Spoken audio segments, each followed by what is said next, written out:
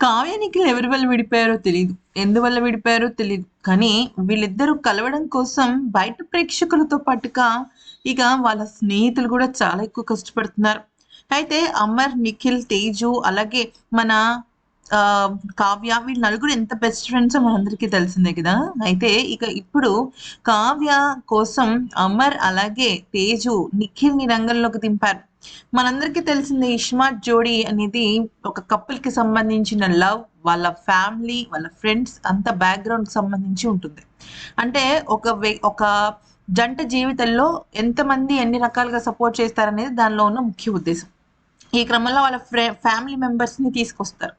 అయితే తాజాగా అమర్, తేజు ఇద్దరు కూడా వాళ్ళ తండ్రితో పాటుగా నిఖిల్‌ని కూడా స్టేజ్ మీదకి తీసుకొచ్చారు. కారణం ఏంటి అంటే నిఖిల్‌ని తన సొంత బ్రదర్ లాగా ట్రీట్ చేస్తాడు మన అమర్. అయితే లాస్ట్ వీక్ వచ్చేసరికి ఆహ్, ఎఫ్ మన సంక్రాంతికి వస్తున్నాము ఫిల్మ్ వాళ్ళు బాగా సందడి చేశారు కదా!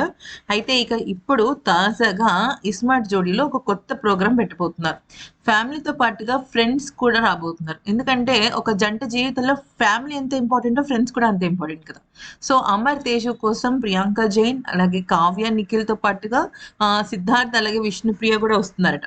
అయితే వీళ్ళందరూ కలిసి డాన్స్ పెర్ఫార్మన్స్ చేయడంతో పాటు ఓంకార్ ఒక ఇద్దరు వ్యక్తుల్ని కలపడంలో సూపర్ డూపర్ అందవేసిన చెయ్య. ఆయన ఎవరినైనా సరే విడగొట్టరు. ఆయన చాలా మంచిగా కలుపుతారు. ఆయన షోస్ కూడా అలాగే ఉంటాయి. సో, ఈ క్రమంలో నిఖిల్, కావ్య విషయంలో కూడా కలపడం కోసం చాలా ప్రయత్నం చేశాడట. అయితే మళ్ళీ స్టేజ్ మీద నిఖిల్, కావ్య, అమర్, తేజుల కోసం రావడం సూపర్ డూపర్ ట్విస్ట్ అని అందరూ హ్యాపీగా ఫీల్ అవుతున్నారు. ఏ దెబ్బతో అయినా వీళ్ళిద్దరూ కలిస్తే బావుండనుకుంటున్నారు.